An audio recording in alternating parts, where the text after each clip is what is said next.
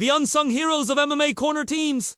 You see the fighter, the knockout, the championship, but who's in their ear, in their corner, whispering the secrets to victory? It's not always about the punches thrown in the octagon. It's about the strategic brilliance happening behind the scenes, the emotional lifeline when everything's on the line. We're pulling back the curtain on the unsung heroes, you asterisk never asterisk see.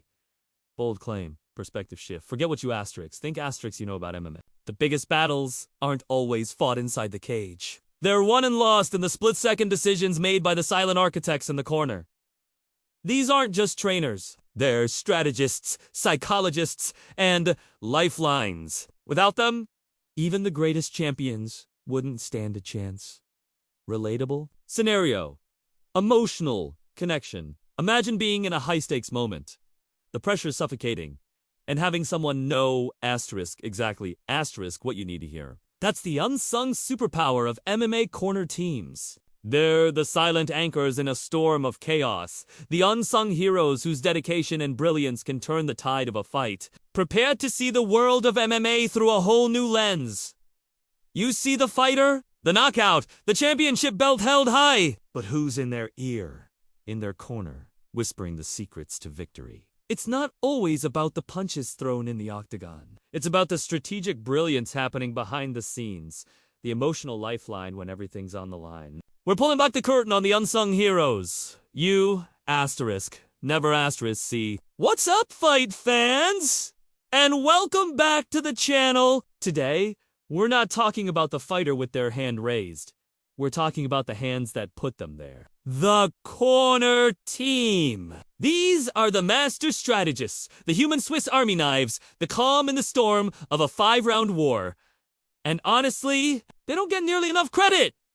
Let's break it down! An MMA corner isn't just a random group of training partners. It's a meticulously chosen unit, usually composed of 3 key roles. First, you have the head coach. This is the general, the architect of the entire game plan. They've spent months, sometimes years, studying the opponent, drilling techniques, and shaping the fighter's strategy. They know their fighter inside and out, their strengths, their weaknesses, their tells, even what they had for breakfast.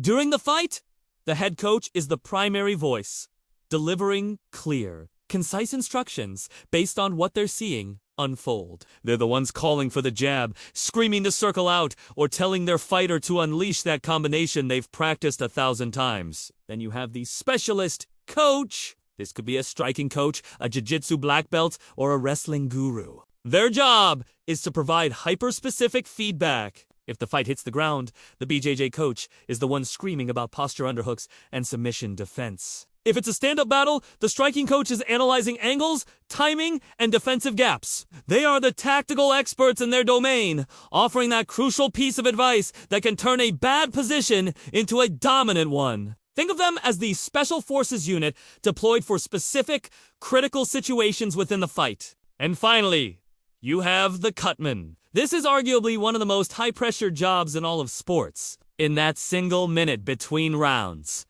the cutman is a miracle worker. They have 60 seconds to stop bleeding, reduce swelling, and patch up their fighters so they can see, breathe, and continue fighting safely and effectively. They worked with a tiny arsenal.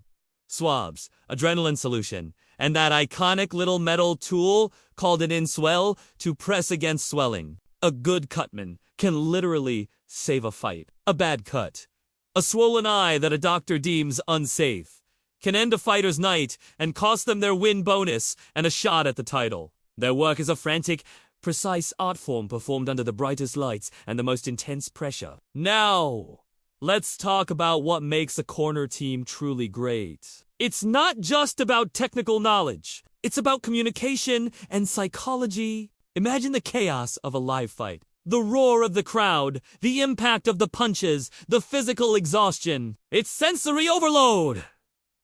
A great cornered team cuts through that noise. They have a system.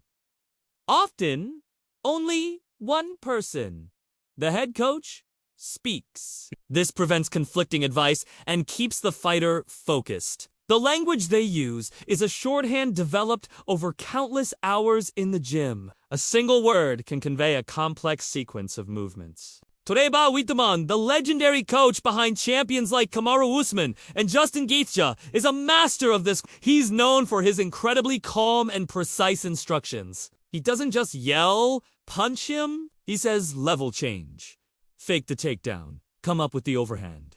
He's painting a picture for his fighter, guiding them step by step through the fog of war. That level of communication is built on a foundation of deep trust. The fighter has to believe, without a second's hesitation, that their corner sees the path to victory, even when they can't. And that brings us to the psychological game. A corner is also a fighter's emotional support system. When a fighter comes back to the stool after a tough round, battered and discouraged, the corner's job is to rebuild their confidence in 60 seconds. They have to be a psychologist. Are they seeing signs of panic? Of doubt? They might need to be firm. Listen to me. You are better than him. Stick to the game plan. Other times, a fighter needs calm reassurance. Breathe. You're doing great. We knew he'd come out strong. Now it's our turn. Think about the corner of Leon Edwards before that legendary head kick knockout of Kamaru Usman. His coach, Dave Lovell, gave one of the most iconic corner speeches ever. Leon was down on the scorecards, looking dejected. Lovell didn't just give technical advice. He gave him a jolt of belief. He yelled, "Stop feeling sorry for yourself. Pull it out of the fire!" He reignited the champion's spirit. Minutes later, history was made. That wasn't just a physical victory. It was a mental one, sparked by the words of his coach. The corner's job also involves making incredibly difficult decisions. Sometimes, the most important thing they can do is protect their fighter from themselves. No fighter ever wants to quit. But if they're taking unnecessary damage, if they're clearly outmatched, and risking long-term injury, it's the corner's duty to make the tough call and throw in the towel. It's a heartbreaking decision, but it's an act of care, prioritizing the fighter's health and future career over a single night's outcome. That is the ultimate sign of a corner that truly has their fighter's best interests at heart. So, the next time you watch a fight, try this. When the round ends, don't look away. Watch the corners. Listen to what you can hear. See the cutman work his magic? See the coach lock eyes with their fighter. See the transfer of strategy and belief in that frantic 60-second window. You'll see a team of strategists, medics, and motivators all rolled into one. They are the invisible force behind the victory, the silent partners in greatness. They may not get the spotlight, but without them, there is no championship, there is no knockout, and there is no glory. They are the true unsung heroes of the octagon.